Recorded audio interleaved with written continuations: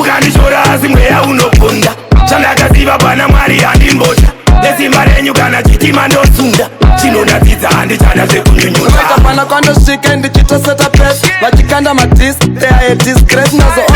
nayo rotunzwa utona munhu achitodya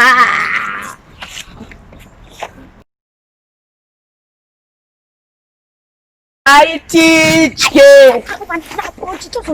imisa usaite dzungu kana mabasa maniyo inopera sha changu ramba chamira panapa sha inopera sha aiwa pamirenda shaiwa murisema mfana wangu hivi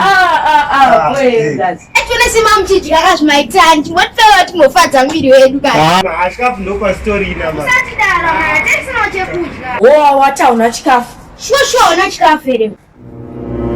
izvo handina zvafana wata una Prince Formation GZ Titako let me do this yes hapana Formation GZ ndochivo icho chafana akasilenge ngokuwo kubhabhayi kutobaya asikabhabhera mfana wangu -1 chibaya mfana wangu baya tona fana ndikukudzira kuti ina hapana chandinacho mukurama muchingonetsa fana and who jobless no man can guess chese chandaita vaiti zvipi koone zvakanzi you reap what you sow sasa hapana china chikwa ndonge chikatsi sasa kuno sayo mfana unoramba uchingonetsa ndikudzoti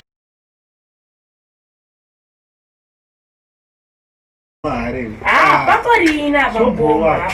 eshimbobaisa zvamunenge kumaskiri ndikunyari tombofambira munenge muchiteedza baba zvangosara muda kurova iyo neyo chibva pano ndodya ndiri 1 mapene yamukani fana wambobaya yamboritaridza panapa ini ndozvandisingatodi zvekutombojairwa nevanhu kana toya chinijaya izvozvo ndozvanenge nchida toona ini